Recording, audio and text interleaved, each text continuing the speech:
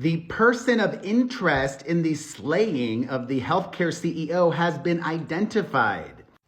Luigi Mangione, a former Ivy League student, is currently being interrogated by police in Pennsylvania after being recognized by an employee at a McDonald's where he was at. And this video is mainly about Taylor Swift. Last night, the world got a little bit darker when the Eras Tour played its final show in Vancouver, Canada. Travis Kelce was not there. The Chiefs beat the Los Angeles Chargers, but Taylor did give Travis a little nod when she performed Karma and sang the altered lyric, "Karma is the guy on the Chiefs coming straight home to me." And now she's going straight home to him. And wrapping up the most successful tour of all time for any artist or band. No other living or dead person has ever made more on the road. In fact, those that are close to her have played way more shows. The second most successful tour of all time is Coldplay's current tour, which they've been on since 2022. They took in $1.14 billion at the box office. At number 3 was Sir Elton John with his so long farewell tour. That was 330 shows, and that took in over 939 million, okay? But at number 1, and what's especially noteworthy about this is, up until today, Taylor Swift has not reported her box office to anybody. Box Score usually tracks all of the touring acts, and they talk with Billboard and they report the numbers. But they did not report Taylor Swift's numbers because she did not report them.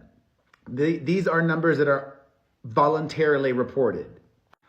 Until today, Taylor Swift has her own touring company called Taylor Swift Touring Company, and they have confirmed that the Eras Tour is the first tour in history to gross over $2 billion. They confirmed this to the New York Times. The Eras Tour took in $2,077 million plus dollars. But while Taylor was withholding that information, until now, she's withholding even more information. Because that's just ticket sales, over $2 billion in ticket sales. I would safely say that Taylor made an additional $500 million on merch. Do you know how much people spent on merch at the Eras Tour? People would go and buy multiple items that were not cheap, easily made another $500 million on merch, which explains why Taylor has been so generous to her touring staff. We had previously heard that she had given out $55 million in bonuses to everybody from the singers, the dancers, the band, the crew. Well, to wrap up the Eras Tour, over the past 2 years, Taylor Swift has given out well over $100 million more to her staff that joined her on the road.